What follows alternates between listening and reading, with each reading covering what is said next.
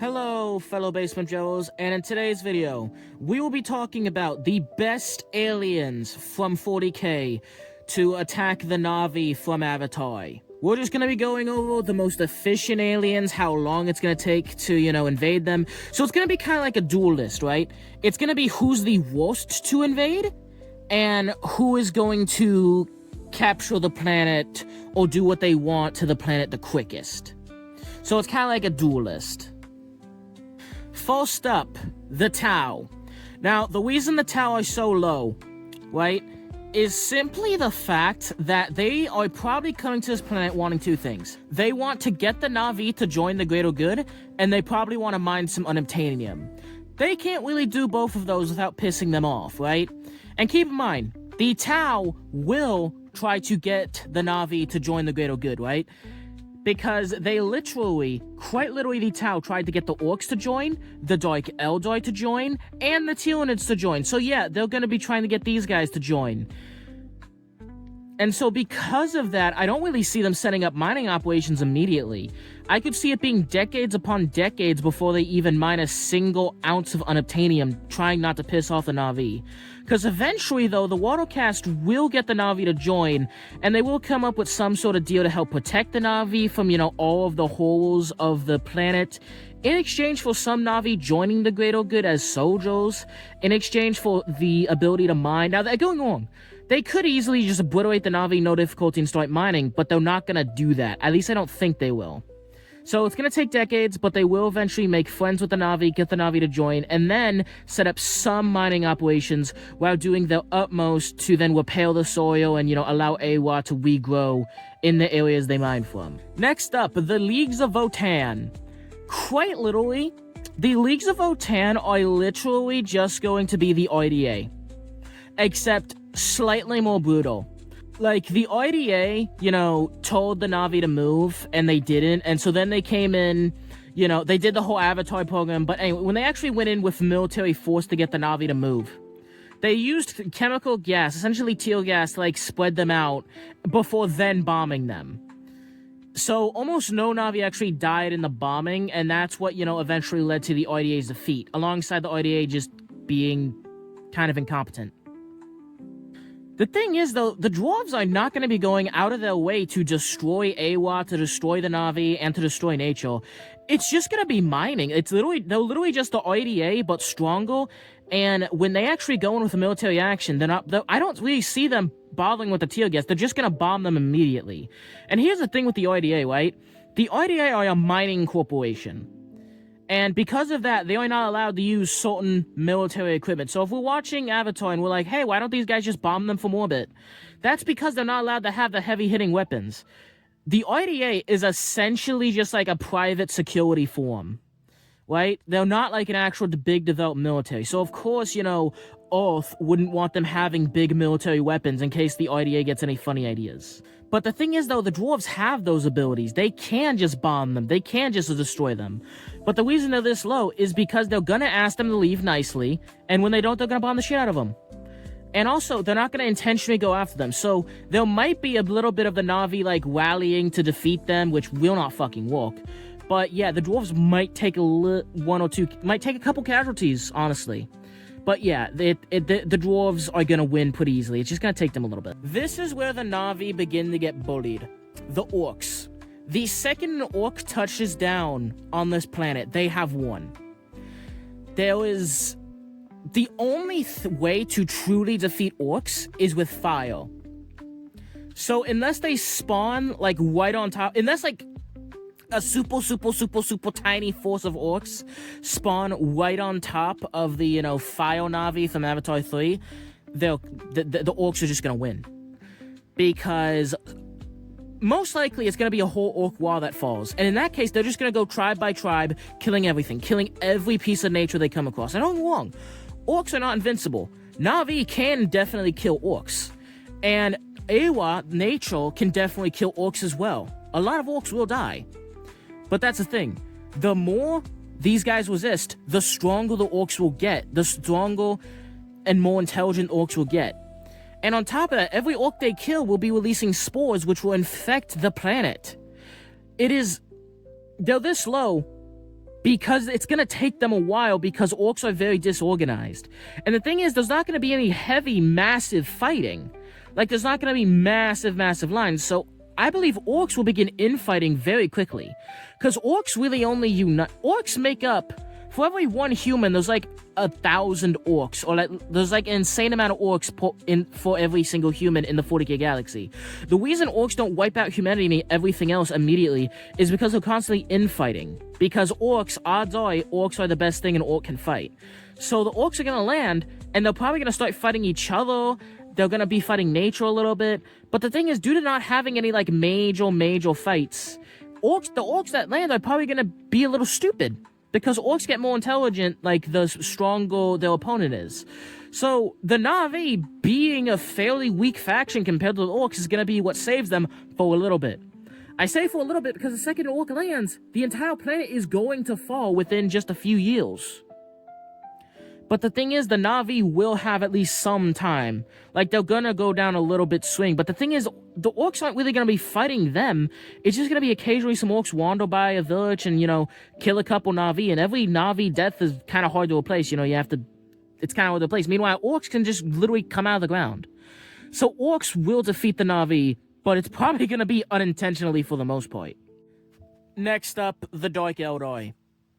Okay, the Dark Eldar, if I'm just from a Navi perspective, and we're also counting what happens to the Navi after they're captured, these guys would be the worst. But in terms of them actually conquering the planet, there are things on this planet that can kill and hurt them. And so because of that, they're very cowardly, so they're going to be very cautious and very careful and a bit slow. But the thing is, they will just appear in the dead of night and kidnap Navi, killing the warriors and taking the men and children, and probably taking most of the warriors too. But it's going to be a bit slow. They're going to pick them off slowly. And the reason I put them this low is mostly due to the fact that, due to just how dense the jungle is, when a lot of these Navi get wind of this, they're going to start hiding in the woods and just, like, traveling, you know, hiding and stuff like that. So it's going to be a bit bit difficult for the Dark Eldar to catch them. On top of the fact that Awa will probably actually be kind of safe, because the Dark Eldar really only are looking for sentient creatures to capture. So most likely the Dark Eldar will capture all of the Navi, or kill them, capture them, whatever, but will actually leave Awa alone. So the Navi god will be fine. That's why I'm putting them slow, because even though it's going to suck for the Navi are going to have those. Some Navi are going to be turned into sentient soup and drink. Some Navi are going to be turned into furniture. Some are going to be kept as gladiator slaves. If we're talking about what happens to them after, you know, they get captured, these guys are the worst. But in terms of just, you know, being invaded by them initially, it's not that bad because they're not actually going to be damaging the planet that much. Next up, the Hrud. In case you don't know what the Hrud are aliens that are magic and psychic in a way and can manipulate the fourth dimension.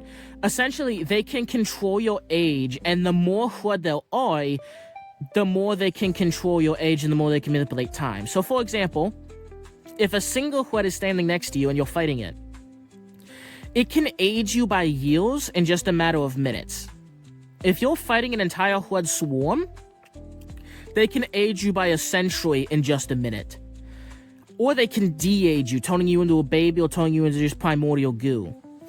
On top of that, even if... Also, by the way, yes, we do see that in the first Avatar movie, that there are a lot of characters who appear younger, and in the third Avatar movie, those characters then appear a bit older. So I think the Avatars, at least the Navi, have a similar life cycle to humans. Now, I will say, I do think the Navi probably live longer than humans, but only by like a decade or two. And even then, that's kind of speculative. They could, in theory, have slightly shorter lives than humans. But anyway, they have human-esque lifespans, so the Hrud's main ability will work on them really well. And even if it doesn't, even if the Hrud don't, you just age them into dust.